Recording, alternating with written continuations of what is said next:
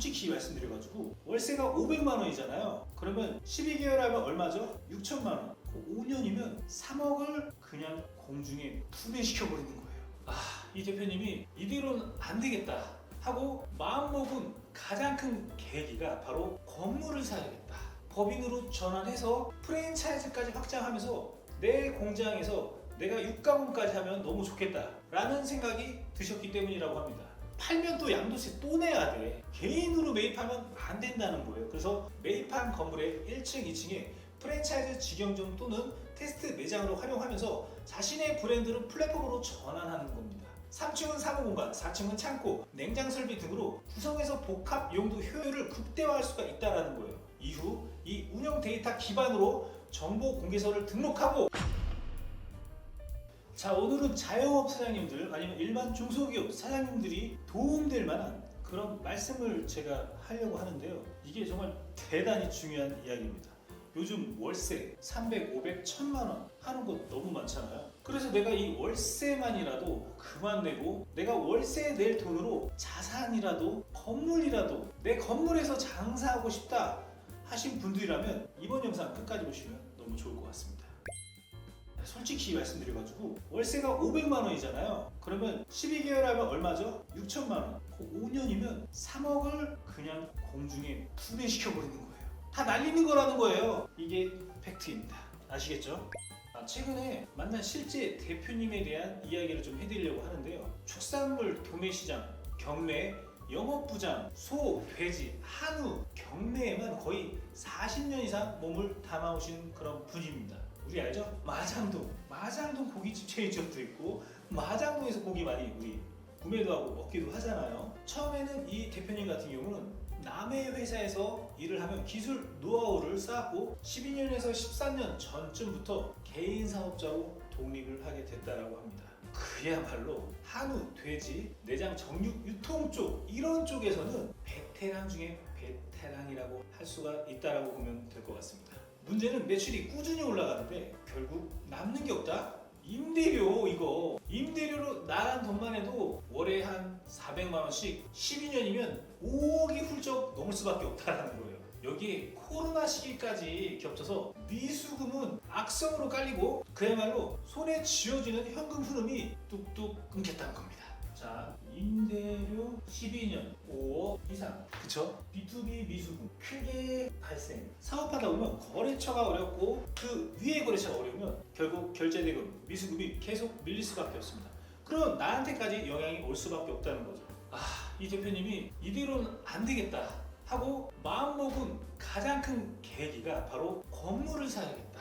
법인으로 전환해서 프랜차이즈까지 확장하면서 내 공장에서 내가 육가공까지 하면 너무 좋겠다 라는 생각이 드셨기 때문이라고 합니다. 그런데 혼자 다 알아보려고 하니까는 문제가 투성이라는 겁니다. 여기에서 컨설팅을 받아보니 특허를 5건을 해주고 여기서 컨설팅을 받아보니까는 여기서 또 벤처기업 인증을 해주고, 그래서 정작 이제는 자금 조달을 받아야 내가 공장 확장이나 사업 확장에 대해서 진행할 수가 있는데 이거 각각 받다 보니까 이어서 트랙을 실행할 수가 없다는 거예요. 이게 자금 조달 방식이나 세금 전략에는 구멍이 굉장히 많았다고 합니다. 혹시 여러분들도 이런 상황이 아니실까 싶기도 합니다. 개인 사업자로 8년, 10년 넘게 장사했는데 월세만 꼬박꼬박 내고 종합소득세, 직원 퇴직금에 건강보험료 폭탄까지 받고 결국 남은 돈은 없고 빚만 쌓이는 구조. 몇 년 일하셨나요? 5년, 10년? 자, 주머니 속에 내 돈이 얼마 모여있는지 한번 보세요. 빚만 있나요? 뭔가 잘못된 구조로 내가 사업을 하고 있다. 자, 여기서 항상 등장하는 거 있죠? 세무사. 자, 세무사를 통해서 사업을 믿고 하다 보면 어떻게 되죠? 세금 적게 내는 데만 집중이 돼 있다. 그러면 내 인생 성공, 부자가 될 수 있는 길은 아예 거리가 멀어져 버린다. 자, 이게 팩트라는 거예요. 도소매든 자영업이든 매출이 꾸준히 나와도 외상 미수금이나 이런 이슈들이 생기면 현금이 부족해서 대출을 매일 받아야 돼. 매번 받아야 돼. 빚만 쌓여. 성실신고 확인 대상자. 개인사업자 운영하다 보면 장사 좀 요즘에 잘 되는데 보면 매출 7억 5천 그냥 넘거든요. 그러면 성실신고 확인 대상자 되면 어떻게 되죠? 각종 세금 폭탄 시작된다. 내 인생 망했나 하고 포기하고 싶은 대표님들 많으실 겁니다. 하지만 구조를 알면 그렇게 생각 안 하셔도 되거든요. 이 말을 듣고도 내 얘기 아닌데? 라고 흔들리지 않는다면 그게 더 이상한 거예요. 지금 당장 내 현실이 아닌 것 같아도 조금 지나고 뒤에서 꽝 맞는 순간 불편한 진실을 깨닫게 될 수밖에 없는 거니까요.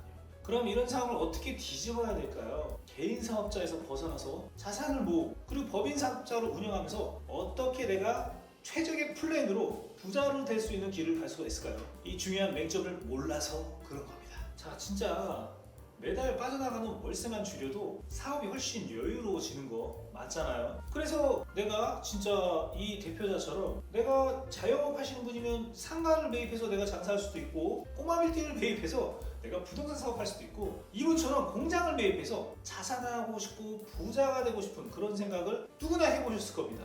5년이면 수억 원이 사라지는데 나 같으면 그 구조자잖아요. 그거 내 건물화 시킬 수 있다니까요. 내 자산화. 그거 딱 2, 3년 플랜 잡잖아요. 세무사를 통해서 내가 세금 관리만 집중해서 하다 보면 나는 부자가 될 수가 없어. 그래서 구조를 짜야 되는데 이거 좀 기획하면 나한테 40억, 50억 자산이 올 수도 있다는 거예요. 막상 근데 이 대표자는 특허도 준비하고 벤처기업도 준비하고 여러 가지 준비했지만 막상 공장 매입을 위해서 정부 지원 자금을 알아보려고 해도 시작부터 막힌다는 거예요. 필요한 정보들은 흩어져 있고 자본금이나 취득세 부담은 엄두가 안 날 수밖에 없다는 거예요. 신용등급 조건도 복잡하고 금리도 천차만별이죠. 결국 마음만 굴뚝 같아도 실행은 못한다는 상황이 반복된다는 거예요. 그래서 제가 오늘 말하는 이 방법론과 구조에 대해서 자산을 실현할 수 있는 실행 로드맵을 말씀드리려고 해요. 정부 자금 활용부터 금융구조 세팅, 사업 확장까지 단계별 전략을 제가 말씀드리는 겁니다. 자, 우리가 부동산을 매입한다고 해도 진짜 담보 비율 이거 바로 탁감을 받고 어느 정도 나오는지 알고 지번에 따라서 내가 기획과 계획을 해야 되는 게 따로 있거든요. 그런데 이런 준비가 없이 그냥 실행한다? 고금리 5에서 15% 이거 부동산 매입하면 어마어마한 금리에 시달려서 내가 건물 괜히 샀네. 이거 내가 잘못 생각했구나. 야, 요즘에 건물 사면 안 된다던데 부동산 사면 안 된다던데 이런 소리 하고 있는 거예요. 하지만 기획과 구조와 정부 혜택을 받으면 얘기가 다르다는 겁니다. 자, 이 대표자 같은 경우는 특허도 세팅하고 벤처기업도 세팅했기 때문에 이제 제일 중요한 게 바로 재무제표라는 겁니다. 이 재무제표는 금리와 한도가 결정되는 그런 포인트입니다. 근데 이걸 모르고 내가 사업하잖아요. 사업이 맨날 제자리고 돈이 하나도 안 모인다. 이거는 팩트. 사업 조금 해보신 분들은 다 아실 겁니다. 그래서 이 재무제표와 기타 세팅과 연결하는 트랙 실행이 중요하거든요. 이 실행할 수 있는 사람들이 별로 없어요. 그 구조를 모르기 때문이에요. 은행권을 가더라도 이 직원의 주소를 보고 거기에 감정평가를 넣어서 어떻게 탁감이 돼서 어느 정도 비율이 나오고 금리 혜택이 어떻게 되고 어떻게 지원받을 수 있는지 이거는 은행별로 지점장별로 다 다르거든요. 근데 이걸 모르고 내가 그냥 부동산 매입하는데 이런 걸 진행하겠다? 은행에서 거부하는 경우가 굉장히 많습니다. 내가 예를 들어서 뭔가 부동산을 매입하고 싶어, 자산 형성하고 싶어, 그냥 은행 가면 거기에 사업계획서라는 걸 준비하고 가야 됩니다. 근데 그걸 준비하지 않고 그냥 간다? 나는 그냥 맨땅에 하기 때문에 그 은행원도 부담스럽기 때문에 싫어, 안 해 라고 할 수밖에 없다는 거예요. 공장을 매입하고 싶어도 정부 시설자금이라든지 이런 개념 자체가 생소해서 접근이 어렵다는 거예요. 자본금이 15억, 시도노스가 5억이라는 부담은 더욱더 상상 이상 세계라는 거예요. 자, 만약에 50억짜리 건물을 매입한다고 칠게요. 그러면 최소 30%를 갖고 와. 그러면 15억이 필요하겠죠. 그리고 50억이기 때문에 시도노스가 5억의 부담을 본인이 감당해야 됩니다. 근데 자본금 15억? 이거 돈을 정말 많이 모으는 거 아니면 정말 부자가 아니면 쉽지 않다는 거예요. 자, 플랜을 정해야 돼요. 이 자본금 모으는 것도 법인으로 모아야 돼요. 개인으로 모으는 건 큰 의미가 없어요.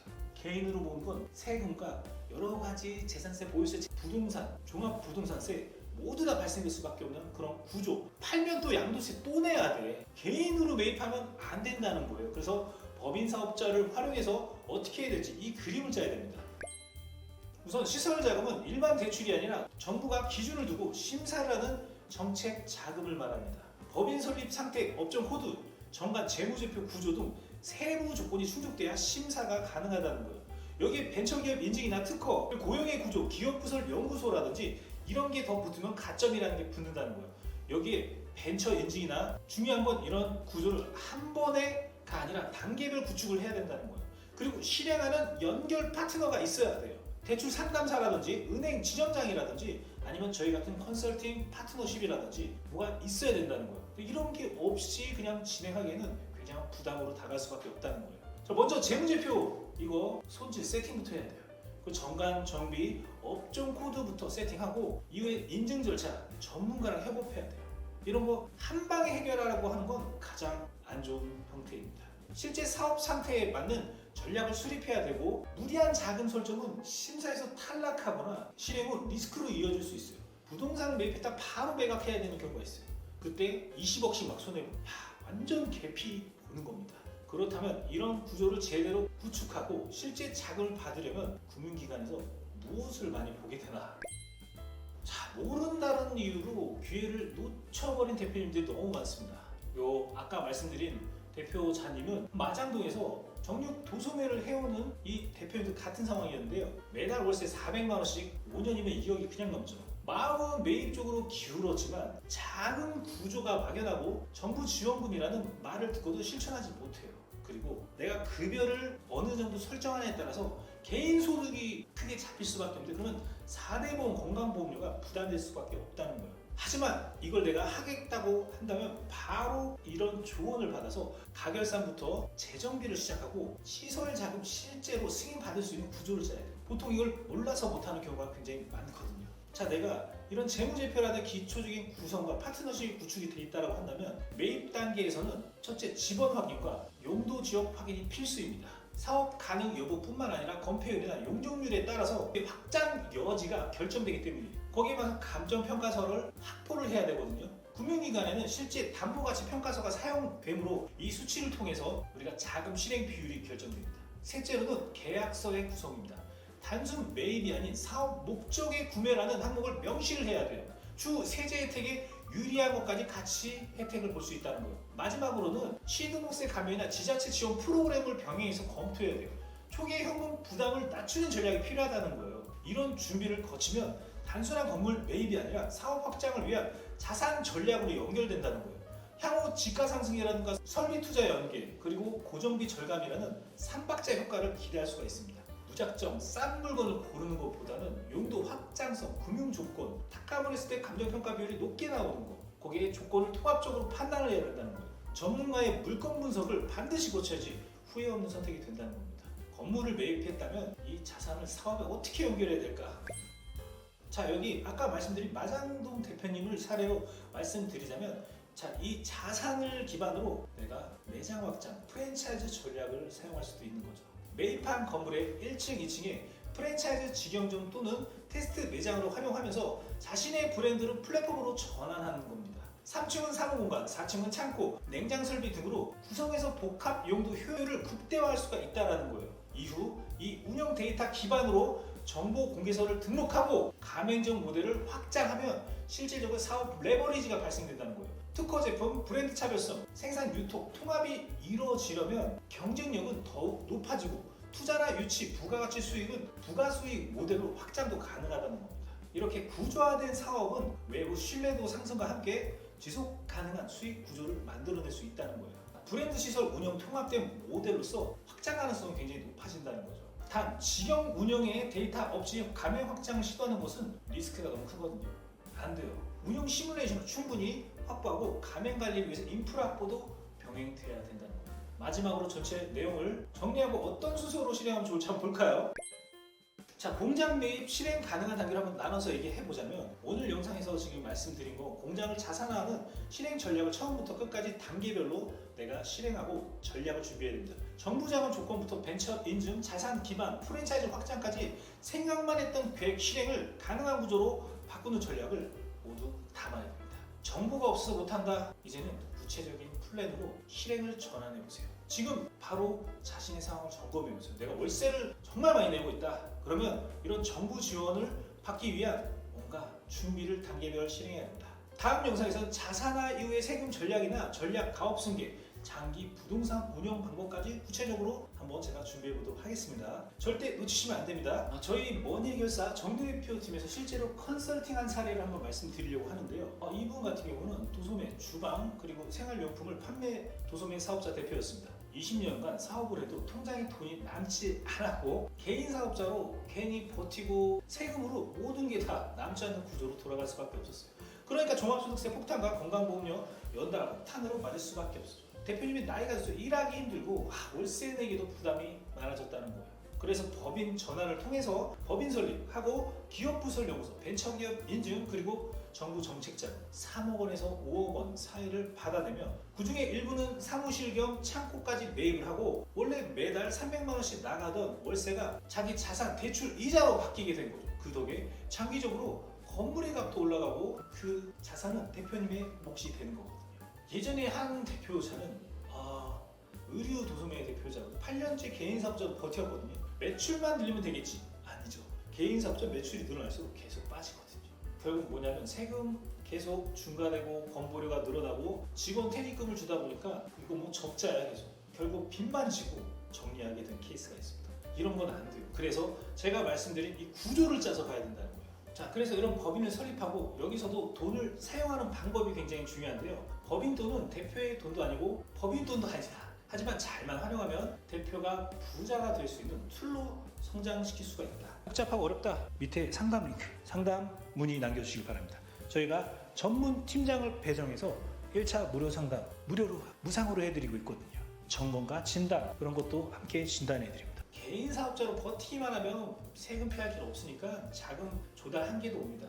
자, 법인을 설립했다면 법인을 운영 중이시라면 지금 말씀드린 이 플랜 여러 가지 플랜들을 같이 실행함으로써 내가 진짜 부가가치가 높은 부를 창출할 수 있는 부자에게로 갈 수 있다는 겁니다. 자, 정리해서 말씀드리자면 인증이나 이런 거를 확보를 먼저 해야 됩니다. 특허, 연구소, 벤처기업 인증 그리고 법인 운영 구조, 기획, 세팅, 혁신적인 사업 구조 방향 그리고 장기 플랜을 위해서 재무제표를 꾸며야 됩니다. 세무사한테만 맡기면 어떻게 된다고 했죠? 세금만 적게 내고 끝. 세금이 이익을 많이 신고하더라도 세금이 안 나오는 구조를 만들어서 재무제표를 완성하면 나의 부를 창출할 수 있는 정말 부를 창출할 수 있는 로드맵을 가는 겁니다. 거기에다가 급여와 배당, 퇴직금을 잘 설정하면 내가 이렇게 지금까지 노력한 거 보상받을 수 있다니까요. 이 보상받을 금액 준비한 분 있으신가요? 거의 본 적이 없습니다. 그래서 이 플랜을 실행하면서 부를 창출할 수 있는 부동산 매입 테크트리 그리고 보상받을 이런 퇴직금 같은 거 준비할 수 있는 테크트리 같이 준비해야 돼요. 그리고 사업 확장도 같이 가야 됩니다. 근데 이걸 실행하기에 단계별 트랙 안들이 있거든요.